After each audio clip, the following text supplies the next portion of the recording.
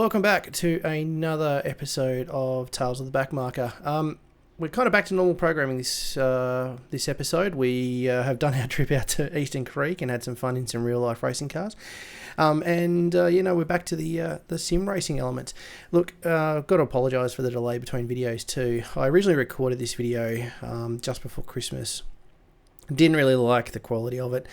And between Christmas and New Year's and everything else going on, had to update the script a little bit just to try and make it sound relevant rather than talking about last week and last year. I was having to swap a few things around. So anyway, this week really wanted to sort of focus on moving forward into the 12 hour, and my main aims moving forward are that I want to improve my R rating.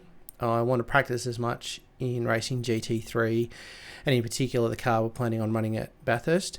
And last but not least, do some laps at Bathurst, really just to get that track knowledge, get them laps down, become more consistent and all that kind of stuff. So to start, my R ratings are sitting around about 1.1, 1.2k. The aim is to get as close as to the rest of the team as I can, around 1.5 before race day, which is around about the 12th of February. Now, I can kill two birds with one stone by racing officials in iRacing. This comes down to three main official series.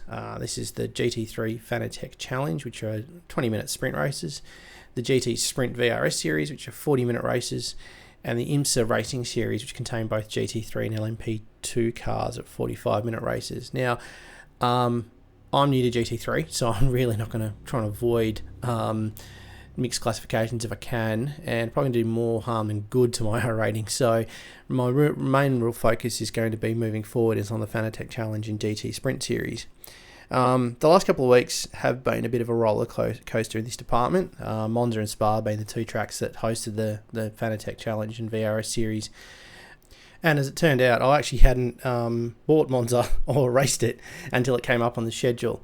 So Monza was pretty much as best as could be expected, since I'd never really driven it before. And over the couple of races, I made improvements in lap times and placing, so it was good.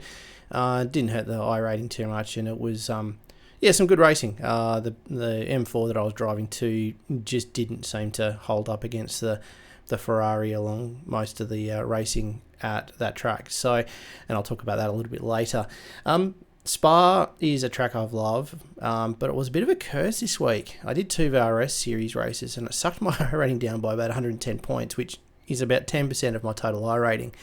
This was through a combination of gaming issues, PC and VR problems, as well as a bit of dodgy driving by a couple of other drivers. However, things did get better due to the end of the week. And so it's onwards and upwards in that department. Hopefully, I can just move forward.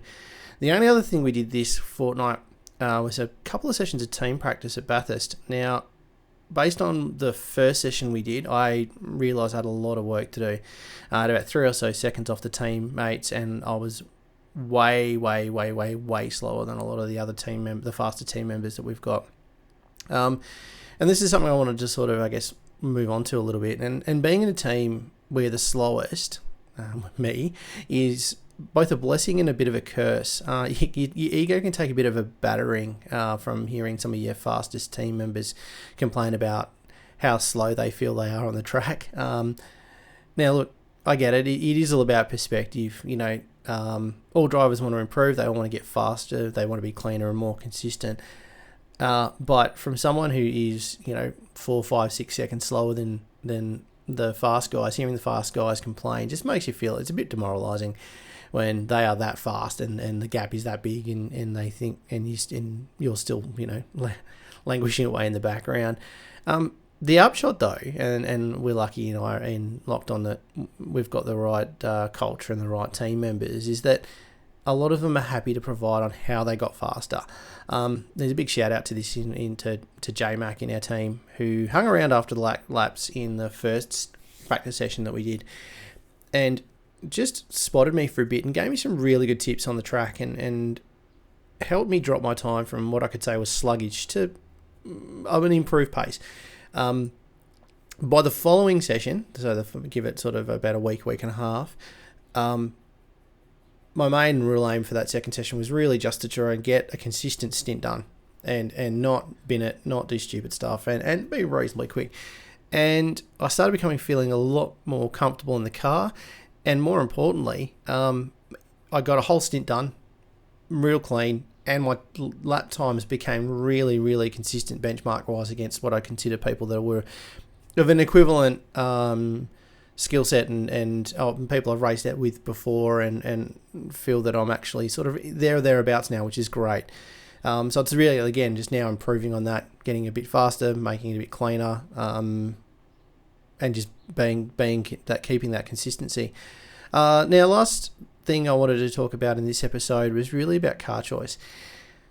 One thing I've really started to appreciate both watching and racing in GT racing is that there's such a variety of makes and models of car. But not just that, but there's also a variety of design. You're racing against front-engine rear-wheel drive cars, which are going against rear and mid-engine cars. They've got varying cylinder configurations. Some are turboed, some are naturally aspirated.